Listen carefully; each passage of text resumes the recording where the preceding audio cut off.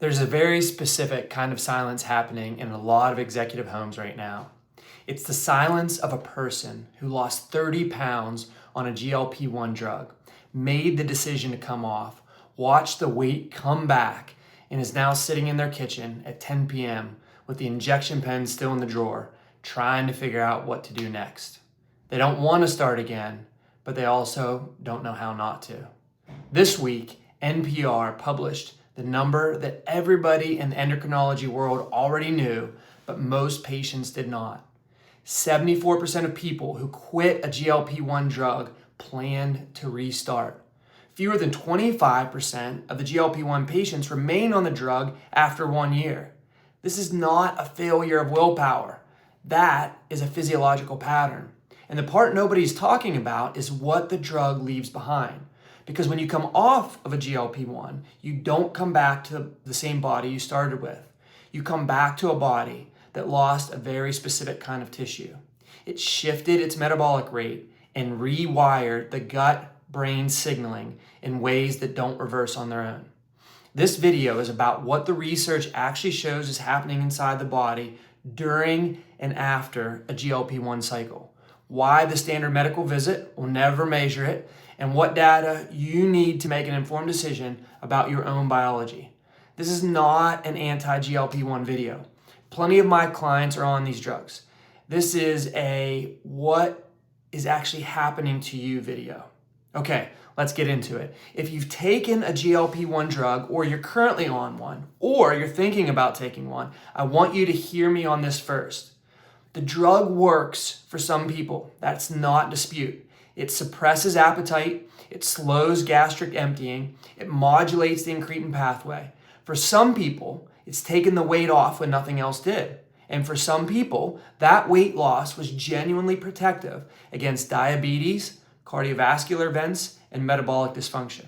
So I'm not here to tell you the drug is all bad. What I am here to tell you is that the NPR data last week crossed a threshold that changes the conversation. When 3 out of 4 people who quit a drug plan to restart it, and fewer than 1 in 4 stay on it past 12 months, that's no longer a story about individual behavior. That is a story about what the drug is doing to the body underneath. And what happens when you remove the drug and that underneath is not what you started with. Here's the research picture as of this month. I want to give you the sources so you know this is not just me. Nature Reviews Endocrinology, Annals of Internal Medicine, Harvard Health Publishing, the Cleveland Clinic. None of this is fringe. None of this is anti-pharma. This is the research consensus as of April 2026. What I'm going to do in the next 15 minutes or so is walk you through 3 specific mechanisms the research is describing. Then I'm going to show you the one piece of data that will change how you make the next decision, whether that's to stay, to stop, or to start. This is the forensic audit the 8-minute medical visit does not have the time to give you. There are 3 specific mechanisms the research is describing that most patients are never told about. Let me walk you through each one, what the data shows, and why it matters to a high performer like yourself. You've heard the commercials. You lose weight, you look leaner, the scale drops. What the scale does not tell you is where the weight came from. Nature Reviews Endocrinology is clear on this. Up to 40% of the weight lost on a GLP-1 drug is lean muscle mass, which means the person who drops 30 pounds on Ozempic could be losing up to 12 pounds of skeletal muscle. Why does this matter? Muscle is not cosmetic tissue. Muscle is metabolic tissue. It's endocrine tissue. Skeletal muscle is the largest glucose storage site in your entire body. It's where insulin sensitivity lives. It's where you produce myokines, which are signaling molecules that regulate inflammation, cognition, and mood. When you lose muscle in your 40s and 50s, you're not just losing tone. You're losing the infrastructure that keeps your metabolism and energy stable. Here's the part that should get a high performer's attention.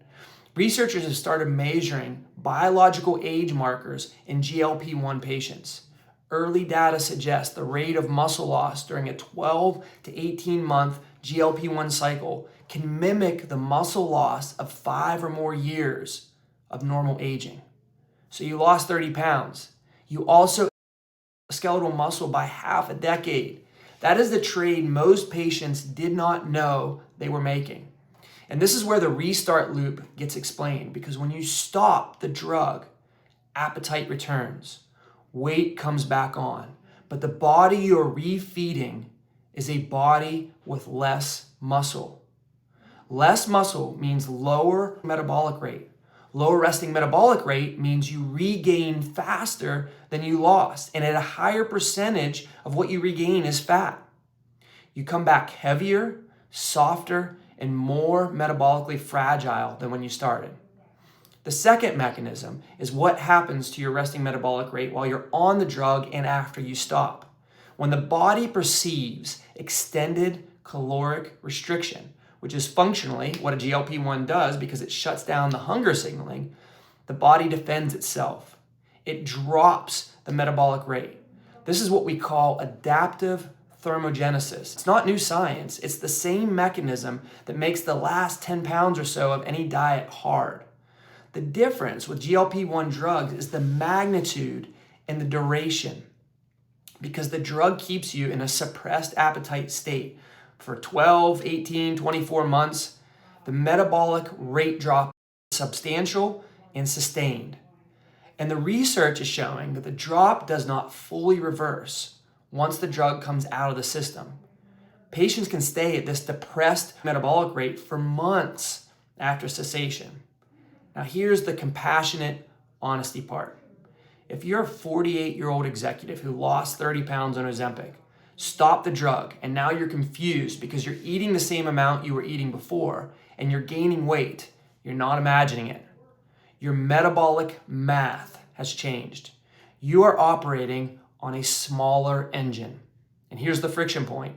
Your doctor cannot measure this in a normal visit. They can check your weight, they can check your waist circumference, they can run a standard lipid panel. None of those tests will tell you your resting metabolic rate, your lean mass percentage, or your myokine signaling. The data the system measures is not the data that answers your question.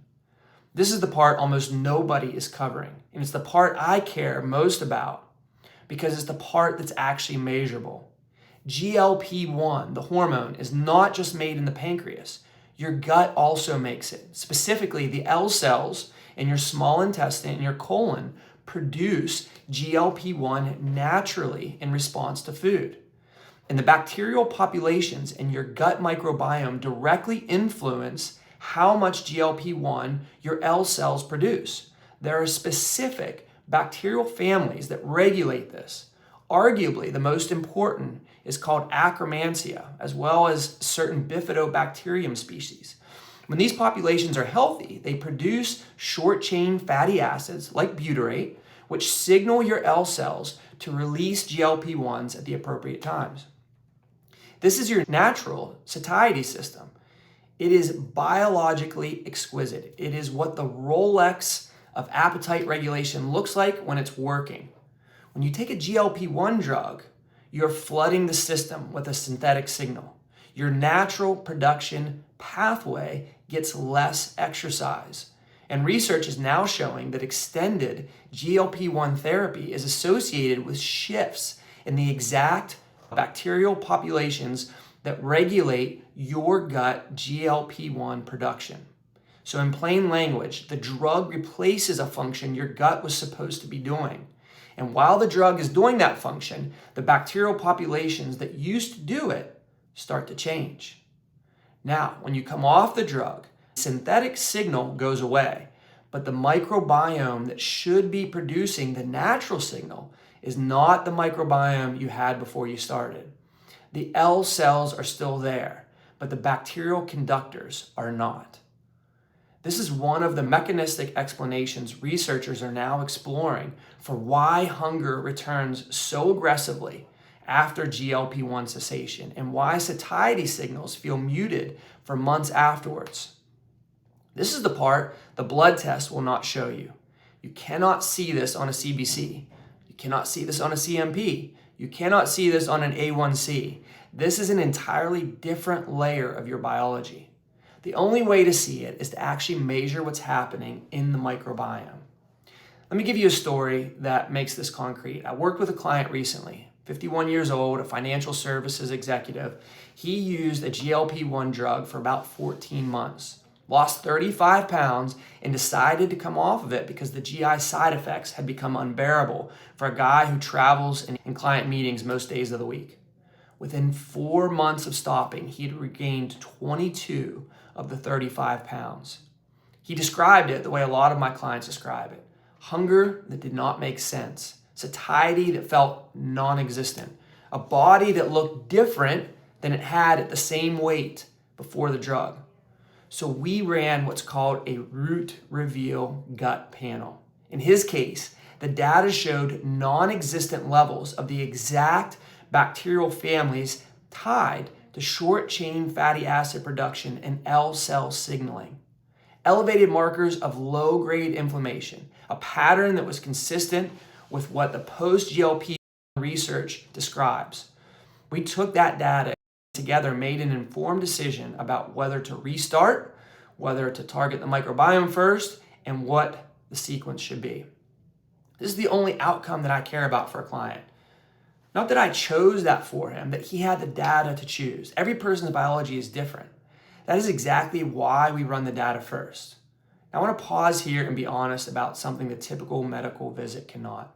Your doctor is not going to look at you the way that I just did and walk you through the 3 mechanisms I just described, because the system they work within is built on insurance reimbursement codes that do not pay for a 45-minute conversation about post-GLP-1 microbiome disruption. They have 10 minutes. They have a billing code that rewards them for renewing your prescription or writing a new one. They have no code that says, sit with this patient and map out what the drug is actually doing to the biology. This is not a knock on physicians. Most of the physicians I know went into medicine because they wanted to help people. They are operating inside a system that is designed to manage diagnosed disease, not to audit the consequences of pharmaceutical therapy. I started as a physical therapist and I went back to medical school because I wanted to know how to find root causes. I left Yale because I realized that even at one of the best medical programs in the world, I was being trained to operate inside a system that was never designed to ask the questions my clients actually needed answers. This is the limitation bridge that I want you to understand. You can watch this video. You can read every citation I mentioned and list below. You can understand the 3 mechanisms backwards and forwards, and you will be better informed than 95% of GLP-1 patients walking into their next appointment. But understanding the mechanism and knowing your number are 2 very different things. You can know conceptually that up to 40% of GLP-1 weight loss is lean muscle. You can know without testing how much muscle your body lost. You can know conceptually that GLP-1 therapy shifts microbiome populations. You cannot know without testing which population shifted in your gut and by how much. You can know conceptually that the post-cessation period is different than the pre-drug period. You cannot know without testing what your current microbiome is actually capable of producing in terms of your natural GLP-1. That gap between knowing the concept and having your personal data is where the medical merry-go-round keeps spinning. You keep making decisions based on how you feel, how the scale reads, or what a prescription refill would do, instead of what the biology is actually showing. The belief shift is this. You stop asking, what will my doctor find? And you start asking, what data do I need to know about my own body? Here's the logical next step. Whether you're currently on a GLP-1, coming off one, considering starting, or trying to decide whether to restart, the Root Reveal Gut Panel is a 104 marker stool analysis. It gives you data on the bacterial populations that regulate your natural GLP-1 production. It shows you the short-chain fatty acid producers, the inflammatory markers that drive cravings, and the microbial patterns that predict how your body is likely to respond to cessation or restart. It's not a drug recommendation, it's a map. It's the data your doctor never ordered because there's no insurance code that pays for ordering it. One test that paints a picture of what is actually happening in your gut right now so you can make an informed decision about what comes next. There's a link to order it below. This is what I mean by test, don't guess. The GLP-1 conversation is going to be the biggest metabolic health conversation of the next decade. The people who win in that conversation are not the ones who have the strongest opinion. They are the ones that have their own data. Normal is not optimal. And in the GLP-1 aftermath, normal lab work is going to miss the entire story. You are not broken. You lack the data. Let's find out what they missed. I hope this helps. I'll see you next week.